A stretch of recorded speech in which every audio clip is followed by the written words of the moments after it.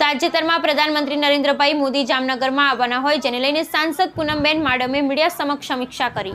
આગામી તારીખ 19ના રોજ દેશ પ્રધાનમંત્રી નરેન્દ્રભાઈ મોદી જામનગર પધારી રહ્યા છે, ત્યારે તેની તડામાર તૈયારીઓ અંગે જાણકારી આપવા જામનગર કલેક્ટર કચેરી ખાતે કેન્દ્રીય મંત્રી સર્બાનંદ સોનોવાલ તેમજ જામનગર સાંસદ પૂનમબેન માડમે મીડિયા સમક્ષ જાણકારી આપી હતી.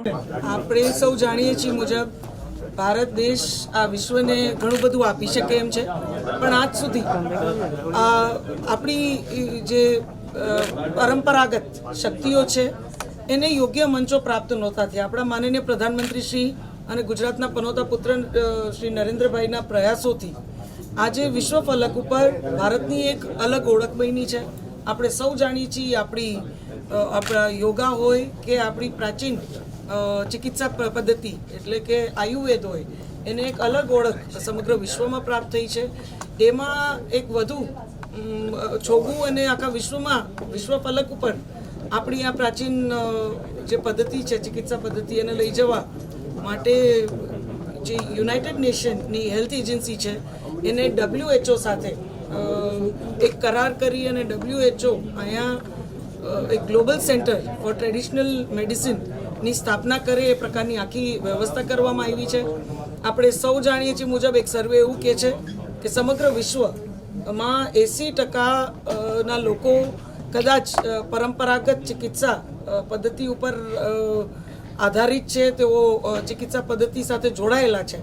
પણ એ બધી જ ચિકિત્સા પદ્ધતિઓ જે છે એ જોડાઈ અને આપણી આયુર્વેદા જે સૌથી પ્રાચીન પદ્ધતિ છે એની સાથે જોડાઈ અને એક એ પ્રકારની દવાઓ ચિકિત્સાના એ પ્રકારના બધા જ ઉપચારો બહાર આવે જેના માધ્યમથી સમગ્ર વિશ્વના લોકોને આ પ્રાચીન બધાને જરૂરી નથી હોતું કે બહુ એડવાન્સ મેડિસિન્સની જરૂરિયાત નથી હોતી, ત્યારે એ પ્રાચીન આપણી આ પદ્ધતિ જે માત્ર ક્યોર નથી કરતી પણ એક હોલિસ્ટિક પ્રિવેન્ટિવ મેજર પણ છે, એ પ્રકારની આખી આ પદ્ધતિ આપણે આ ગ્લોબલ સેન્ટર ટ્રેડિશનલ મેડિસિન સેન્ટરના માધ્યમથી આપણને પ્રાપ્ત થાય એ પ્રકારની વ્યવસ્થા ખૂબ મોટા નિવેશના માધ્યમથી અને સમગ્ર વિશ્વ ફલક ઉપર આપણી આ ટ્રેડિશનલ મેડિસિન સેન્ટરની આવતા દિવસોમાં નામના હશે.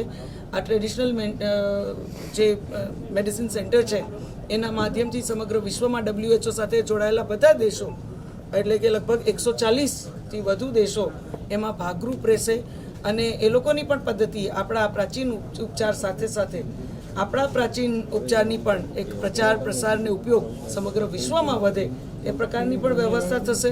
એટલે આપણા માનનીય પ્રધાનમંત્રીશ્રીએ આપણી આયુર્વેદાને એક અલગ ઓળખ અને ખાસ કરીને આપણી પાસે આપણી આયુર્વેદિક યુનિવર્સિટી અહીં જામનગર ખાતે બેઝડ હોય, ત્યારે આ સેન્ટર પણ જામનગર ખાતે જ બેઝડ હશે.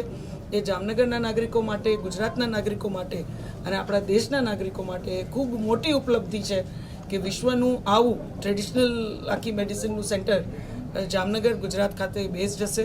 અને મને ખાતરી છે કે આવતા દિવસોમાં આપણી આ જે પ્રાચીન ચિકિત્સા છે એ વિશ્વ ફલક ઉપર એ ઉજાગર થશે અને લોકો એની સાથે વધુ ને વધુ જોડાશે.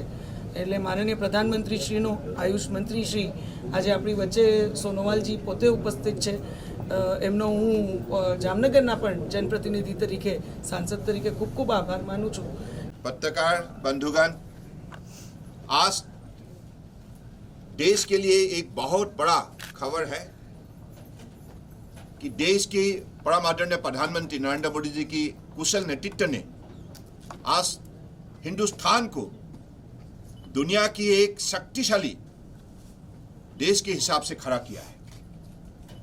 और मोदी जी की 7 साल के कार्यकाल में ही देश की जनताओं ने अलग अलग परिवर्तन आज पाया है और जिसकी वजह से देश की जनता को विकास के रास्ते पर जोर से चलने के लिए शक्ति मिला है, मौका मिला है और सबको अपने स्वाभिमान को सुरक्षित करते हुए अपने जीवन को समृद्धशाली बनाने का मौका मिला है. तो मोदी जी ने भक्ति भावनाओं से, निष्ठा से देशवासियों के लिए सेवा बढ़ाया है और जिसके वजह से आज देश की जनता मोदी जी के नेतृत्व में अपने भारत को एक आत्मनिर्भर भारत बनाने के लिए लगे हुए हैं। और इतना तक लोगों ने संकल्प लिया है कि अगले दिनों में मोदी जी के नेतृत्व में हमारे देश का हर प्रदेश हो या यूनियन टेरिटरीज में बचा हुआ हर व्यक्ति एक साथ मिलकर उनकी दिए हुए मंत्र सबका साथ, सबका विकास, सबका विश्वास, सबका प्रयास, इसी मंत्र के द्वारा मेहनत करने के लिए प्रतिबद्ध है। तो आज हमें देश के अंदर वर्ल्ड हेल्थ ऑर्गेनाइजेशन ने हमारे ट्रेडिशनल सिस्टम ऑफ मेडिसिन को मान्यता देते हुए आज देश के अंदर पहला WHO का पहला ग्लोबल सेंटर हिंदुस्तान में निर्माण करने के लिए उन्होंने निर्णय की है। और ये केंद्र देश की गुजरात की जामनगर में बनाया जाएगा। तो ये हमारे सबके लिए बहुत बड़ी खबर है, क्योंकि ये परंपरागत चिकित्सा पद्धतियों से जुड़े हुए हमारे हर ग्रामीण क्षेत्र में बसे हुए लोगों के लिए बहुत बड़ा उपलब्धि है, बहुत बड़ा विजय है, बहुत बड़ा सफलता है। और ये सफलता देने का काम अगर किसी ने किया है वो माननीय प्रधानमंत्री नरेंद्र मोदी जी ने किया है। तो इसलिए आप सबको इस विषय पर मैं विशेष रूप से निवेदन करना चाहता हूं। आप जामनगर की है और अगली 19 तारीख को हमारे परम आदरणीय प्रधानमंत्री जी की उपस्थिति में और WHO की डायरेक्टर जनरल की उपस्थिति में ग्राउंड ब्रेकिंग सेरेमनी जामनगर में ही किया जाएगा। तो इस सेरेमनी में आप सबका हम सहयोग चाहते हैं।